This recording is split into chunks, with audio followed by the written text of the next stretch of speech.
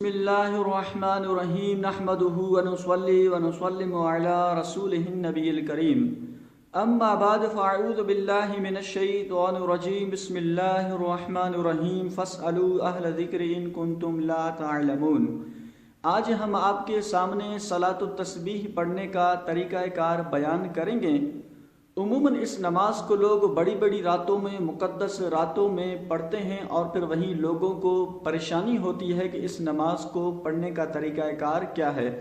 تو اس لیے آج مناسب سمجھا کہ آپ کے سامنے اس نماز پڑھنے کا طریقہ کار آسان انداز کے ساتھ بیان کیا جائے، تاکہ اس نماز کو پڑھنے کا طریقہ کار آپ خود بھی سمجھیں اور پھر دوسروں کو بھی سمجھانے کی کوشش کریں۔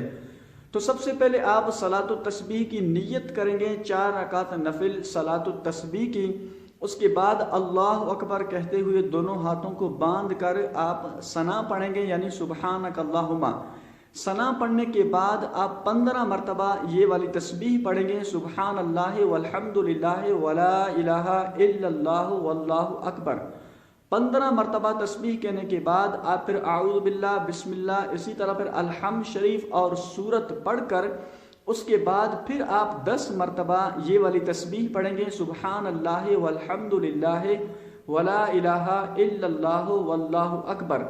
10 مرتبہ تسبیح کہنے کے بعد آپ پھر رکوع میں جائیں گے۔ پھر رکوع کی جو تسبیح ہوتی ہے سبحان ربی العظیم، 3 مرتبہ کہنے کے بعد آپ پھر 10 مرتبہ یہ والی تسبیح سبحان اللہ والحمد للہ ولا الہ الا اللہ واللہ اکبر۔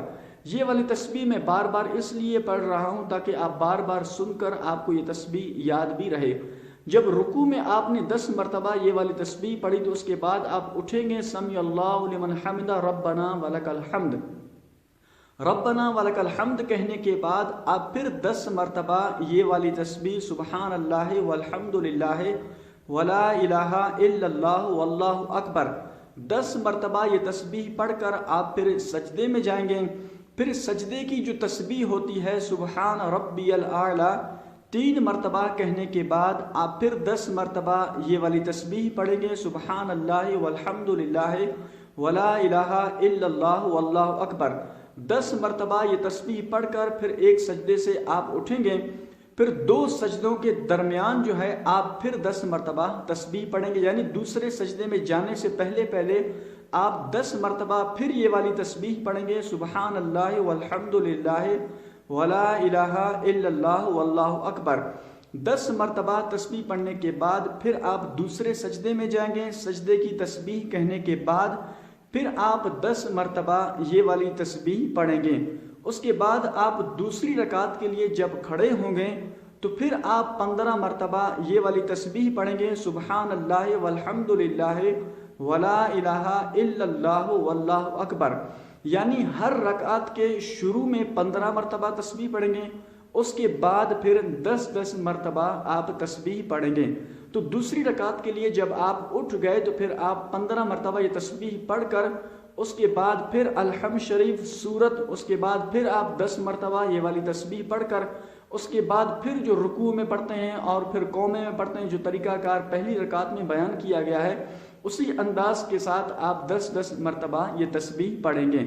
تو اس میں صرف ایک فرق یہ بھی ہے کہ چونکہ میں نے پہلے بھی بیان کیا کہ نفل نماز، سنت موقدہ، غیر موقدہ اور فرض نمازوں کے پڑھنے کا فرق ایک یہ بھی ہے کہ جب آپ نفل نماز اور سنت غیر موقدہ میں جب دوسری رکعت کے لیے بیٹھیں گے تو پھر وہاں آپ اتحیات کے بعد درود بھی پڑھیں گے اور دعا پڑھ کر اس کے بعد پھر تیسری رکعت کے لیے جب کھڑے ہوں گے تو پھر تیسری رکعت میں آپ ثنا یعنی سبحانک اللہم و بحمدک پڑھیں گے۔